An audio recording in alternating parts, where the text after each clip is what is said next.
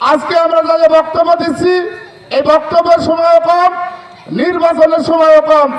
আপনারা জানেন আগামী 26 সালের ফেব্রুয়ারির প্রথমার্ধেই জাতীয় নির্বাচন আসছে।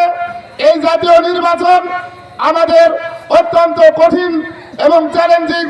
আমাদের নেতা জননেতা জনাব তারেক রহমান বলেছেন।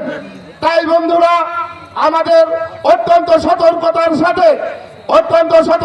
সাথে আমাদের এই ভোটকে মোকাবেলা করতে হবে।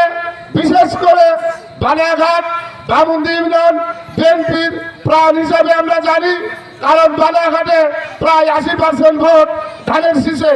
তাই আমাদের এনটি পার্টি যারা, তাদের নাম নাই বললাম, তারা বালিয়াঘাটকে বেশিরভাগ টার্গেট করেছে। বিশেষ করে গত 17 বছর যারা বালিয়াঘাটে লুটপাট করেছে, অন্যায় করেছে এবং যারা আমাদের ভাই বোনদের অন্যায়ভাবে জেলে পাঠিয়েছে, মামলা হামলা দিয়েছে, তাদের কথা বলছি। তারা বর্তমানে দাঁড়িয়ালা টুকুয়ালা নামে যে জামাত ইসলাম, তাদের সাথে বিভিন্ন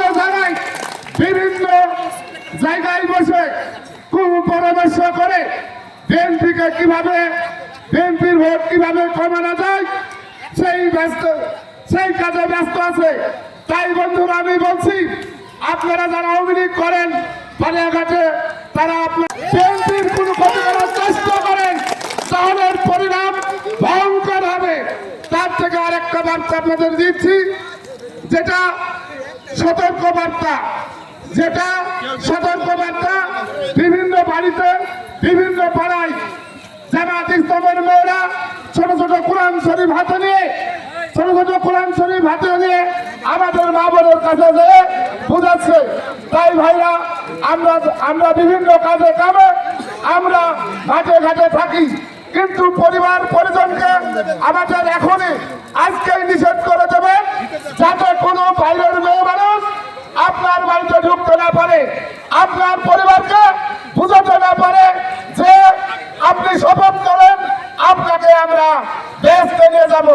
বেহেশতে নিয়ে যাওয়ার ক্ষমতা জামাত ইসলামের কেন কারোর নাই। মহান রব্বুল আলামিন যার উপরে সন্তুষ্ট হবেন সেই কেবলমাত্র বেহেশতে যাবেন। সবাইকে ধন্যবাদ জানিয়ে আমি আমার সংক্ষিপ্ত বক্তব্য এখানে শেষ করছি। আসসালাম।